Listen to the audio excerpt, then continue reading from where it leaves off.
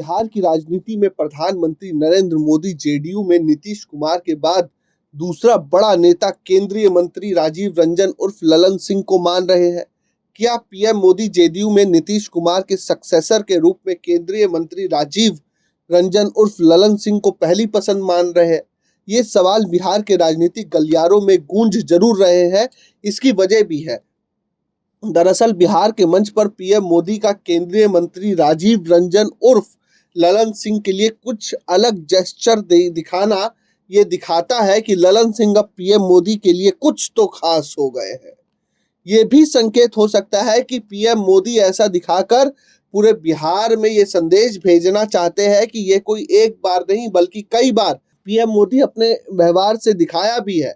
जानते हैं कुछ ऐसे क्षण जहां पीएम ने कुछ ज्यादा ही आत्मीयता ललन सिंह के प्रति प्रकट की है।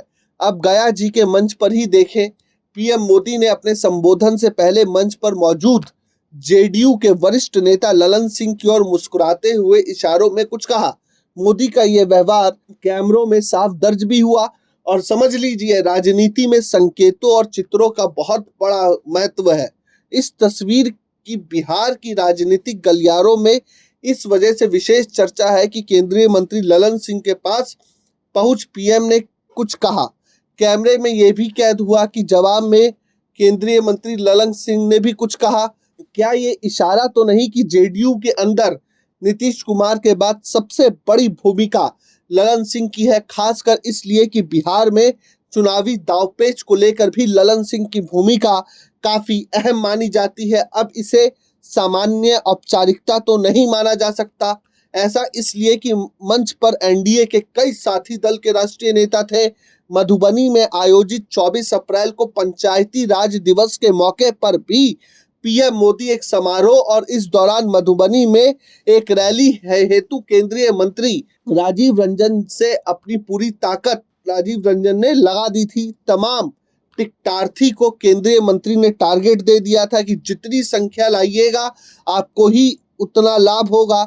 सभी विधायकों ने एमएलसी को 5-5 सभी विधायक और एमएलसी को 5-5 हजार की भीड़ लेकर आने का निर्देश देने वाले ललन सिंह अपने मकसद में सफल भी हुए। मधुबनी की जनसभा में भी पीएम नरेंद्र मोदी ने मंच पर कुछ क्षण रुककर केंद्रीय मंत्री राजीव रंजन उर्फ ललन सिंह से कुछ बात की और फिर मुस्कुराते हुए आगे बढ़ गए। कहीं ना कहीं जिस तरीके से पीएम मोदी और ललन सिंह में नजदीकियां बढ़ती जा रही है, कहीं ऐसा ना हो कि नीतीश कुमार जब बीजेपी के साथ गठबंधन तोड़ के तेजस्वी यादव और आरजेडी के साथ गए थे तो उन्होंने एक आरोप लगाया था।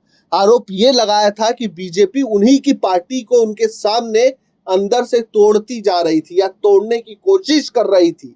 तो क्या आप सार्वजनिक रूप से ललन सिंह को पीएम मोदी ने अपनी फेवरेट लिस्ट में शामिल कर लिया और अब भीतर खाने नीतीश कुमार की वो बात सच होने वाली है कि ललन सिंह जेडीयू तोड़ेंगे और अटल बिहारी वाजपेयी का सपना पीएम मोदी पूरा करने में कामयाब रहेंगे कि बिहार में बीजेपी का मुख्यमंत्री होना चाहिए? क्या कवायद है?